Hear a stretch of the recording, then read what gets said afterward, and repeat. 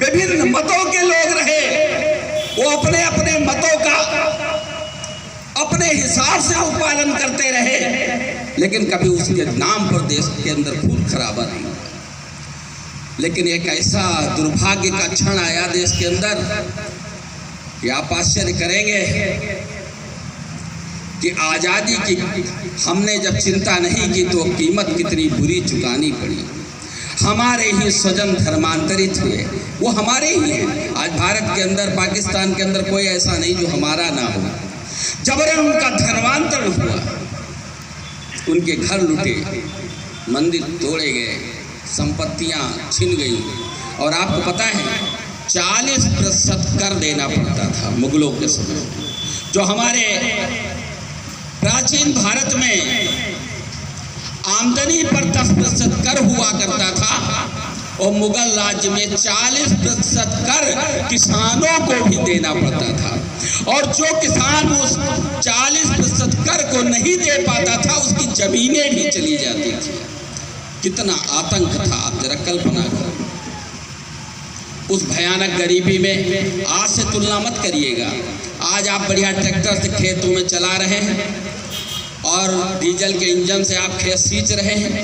वो समय ऐसा होता था जब पानी बरसा तो बरसा, नहीं बरसा तो खेती नहीं हो पाए। ऐसा कठिन समय था, लेकिन सरकार को कर देना था, जजिया कर देना पड़ता था।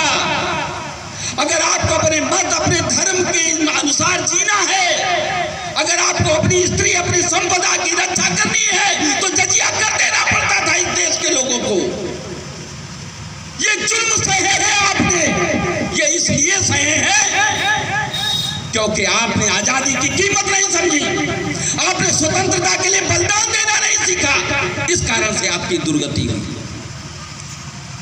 पश्चात वो कहते हैं कि एक तीसरी धारा भी उसके अंदर प्रवेश कर गई।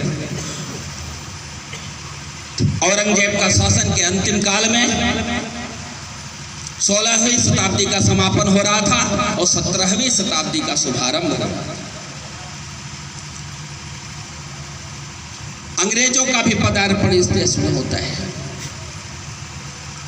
सबसे पहले तो फ्रांसीसी आए।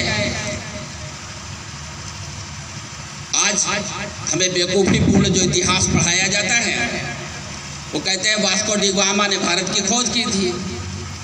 अब भारत तो जब दुनिया के देश भूखे नंगे थे, उस समय तो भारत दुनिया की सबसे बड़ी समृद्ध संस्कृति थी। अब वो भारत को उसने खोजा कि वो घूमते घूमते भारत आ गया। इन दोनों बातों में फर्क है। लेकिन वो जब भारत आता है तो हमारे लोगों की जो दिमाग की थोड़ी कमजोरी है कि जब हम बाहर के लोग को देखते हैं, बाहर के आदमी को देखते हैं, तो हम बड़ा आकर्षित होते हैं, लेकिन अपने भाई का सम्मान करना हम नहीं सीखते, अपने मूल्यों का सम्मान करना हम नहीं सीखते। यही हमारे सबसे बड़े मानसिक पतन का है। जब पहली बार वो वास्को डी गामा भारत आया, जमोरिन के राज दरबार में पहुंचा तो सैकड़ों सिपाहियों के द्वारा उस सामान्य से समुद्री यात्री को गार्ड ऑफ ऑनर दिया गया। आज की भाषा में ऐसी उसकी सेवा शुश्रूषा हुई जैसे वो भारत के लिए कोई बड़ा महत्वपूर्ण या कोई युग पुरुष या ऊपर से कोई परिंदा उतरा है। ऐसा स्वागत राज दरबार में हुआ। कुछ बहुमूल्य वस्तुएं भेंट की राजा को, जमोरिन को। राजा ने उन वस्तुओं को कोई मूल्य नहीं दिया। क्यों? क्योंकि वो वस्तु कोई बड़ी मूल्यवान नहीं थी। उससे ज्यादा भारत के अंदर धन संपदा और श्रेष्ठ स्थिति थी।